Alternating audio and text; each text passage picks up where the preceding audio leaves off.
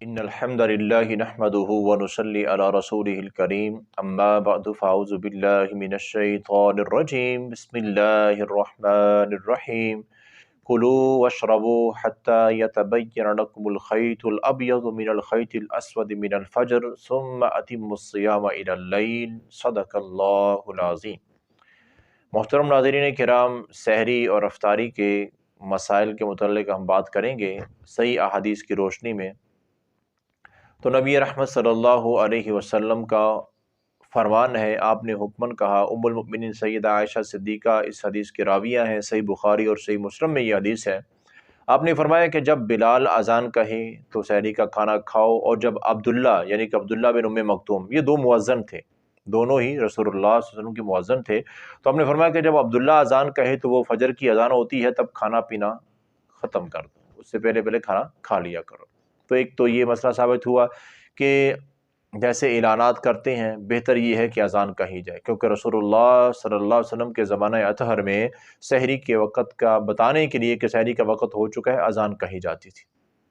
حضرت بلال اذان کہا کرتے تھے رضی اللہ عنہ، اور پھر جب فجر کا ٹائم ہو جاتا تو حضرت عبداللہ بن ام مکتوم رضی اللہ عنہ یہ اذان کہا کرتے تھے۔ تو آپ نے کیا فرمایا کہ جب عبداللہ اذان کہیں تب کھانا پینا سحری کا وقت ختم، فجر ہو چکی ہے۔ تو مطلب کیا میرے بھائیوں، اس سے ہمیں جو مسئلہ سمجھ آتا ہے کہ جب فجر کی اذان شروع ہوتی ہے نا، تو اس کا مطلب یہ ہے کہ کھانے پینے کا ٹائم ختم ہو چکا ہے۔ اب ہمارے یہاں غلط بنا ہوا ماحول، ہمارے یہاں کیا ہے؟ ہمارے یہاں یہ ہے کہ کھانا کھا لیا، ٹائم پہ اٹھے ہوئے ہیں، بیدار ہیں، کھانا کھا لیا، سحری کا کھانا کھا کے بیٹھے ہوئے، لسی کا گلاس، چائے کا کپ، پانی کا گلاس پڑا ہوا ہے، نہیں پیئیں گے۔ جیسے ہی اذان شروع ہوگی، پانی کا گلاس پکڑ لیں گے، لسی پکڑ لیں گے، چائے پکڑ لیں گے، اور کچھ لوگ سگریٹ لگا لیں گے۔ تو یہ کیا ہے؟ یہ تو اپنا روزہ توڑنے والی بات ہے۔ بھائی پیارے آقا کیا فرماتے ہیں صلی اللہ علیہ وسلم؟ آپ نے فرمایا کہ جب فجر کی اذان شروع ہو جائے تو مطلب کیا ہے کہ اب سحری ختم ہو چکی ہے، اب روزہ شروع ہو چکا ہے۔ اور ادھر کیا کرتے ہیں؟ جیسے روزہ شروع ہوتا ہے وہ روزہ توڑنا شروع کر دیتے ہیں۔ بھائی جو بندہ پہلے سے بیدار ہے اسے چاہیے کہ کھانا پینا اذان سے پہلے مکمل کر لے۔ جب اذان شروع ہوئی مطلب کہ روزہ شروع ہو چکا ہے، اب سحری ختم ہو چکی۔ تو یہ ایک بڑی غلطی ہے جو مسلمانوں میں پائی جا رہی ہے۔ اور اسی طرح سیدنا ابو درداء رضی اللہ عنہ بیان فرماتے ہیں کہ رسول اللہ صلی اللہ علیہ وسلم کا فرمان ہے کہ تاجر الافطار و تاخیر السحور، سحری تھوڑی دیر سے کیا کرو اور افطاری جلدی کیا کرو۔ کیا مطلب ہے اس کا؟ سحری دیر سے اس کا مطلب یہ ہے کہ سحری جو ہے وہ فجر کی اذان سے گھنٹہ ڈیڑھ 2 گھنٹے پہلے نہیں کھانی ہے۔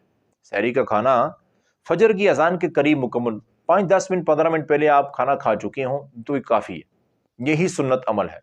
گھنٹہ ڈیڑھ گھنٹہ پہلے سحری کا کھانا کھانا یہ سنت کے خلاف ہے۔ اور اسی طرح افطاری آپ نے فرمایا کہ تاجیر الافطار، افطاری جلدی کرنی چاہیے۔ اس کا مطلب کیا ہے کہ جیسے ہی سورج غروب ہو، اذا غربت الشمس فقد افطر الصائم، جیسے ہی سورج غروب ہو فوراً روزہ افطار کر لو۔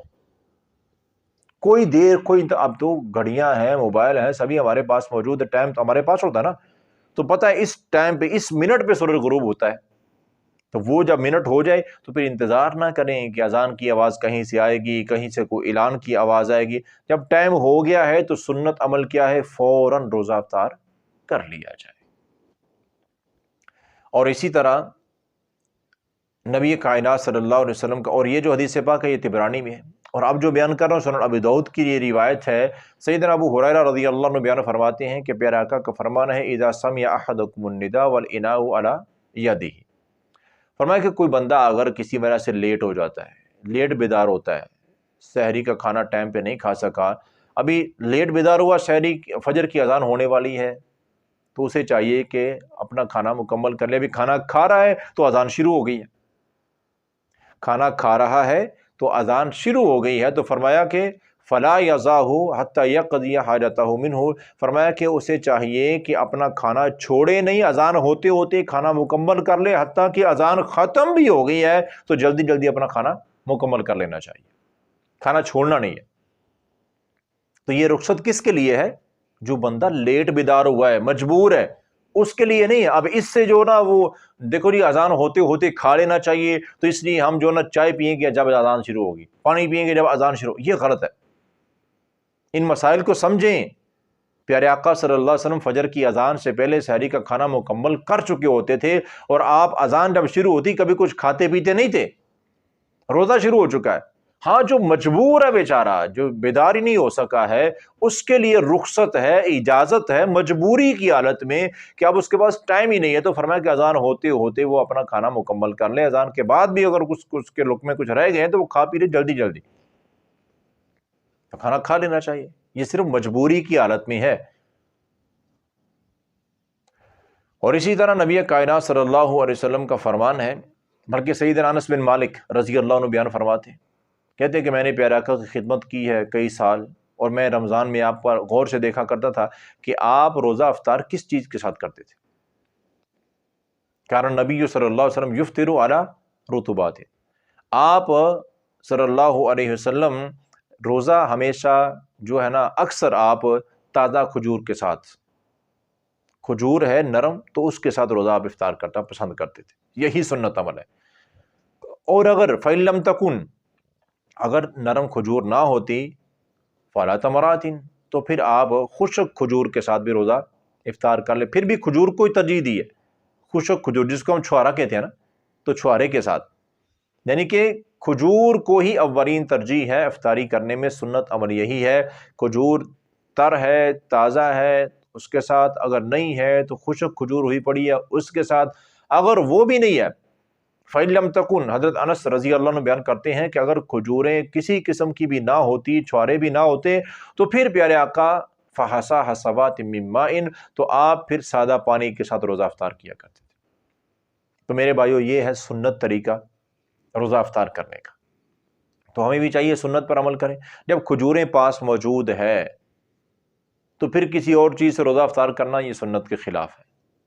ہمیں سنت پر عمل کرنا چاہیے. کھجوریں ہیں تو سب سے پہلے کھجور کے ساتھ, اگر نہیں ہے خشک کھجور ہے پھر بھی اس کے ساتھ, اگر وہ بھی نہیں ہے تو پھر پانی کے ساتھ. ہاں روزہ افطار سنت کے مطابق کر لیا ہے, پھر جو مرضی کھائیں پئیں. لیکن کبھی اگر ایسا ہو کہ کھجور بھی نہیں ہے پانی بھی نہیں, جیسے سفر میں اس طرح کی کوئی حالت بن جاتی ہے, کھجور بھی نہیں ہے پانی بھی نہیں ہے, پھر جو بھی چیز حلال ہے اس کے ساتھ آپ روزہ افطار کر سکتے ہیں.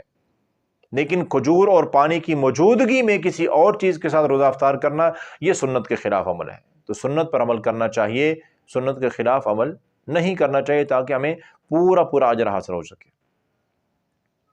اور اسی طرح رسول اللہ صلی اللہ علیہ وسلم کا معمول تھا کہ آپ روزہ تب افطار کرتے تو آپ یہ دعا پڑھا کرتے, ذهب الظمأ وابتلت العروق وثبت الاجر ان شاء اللہ.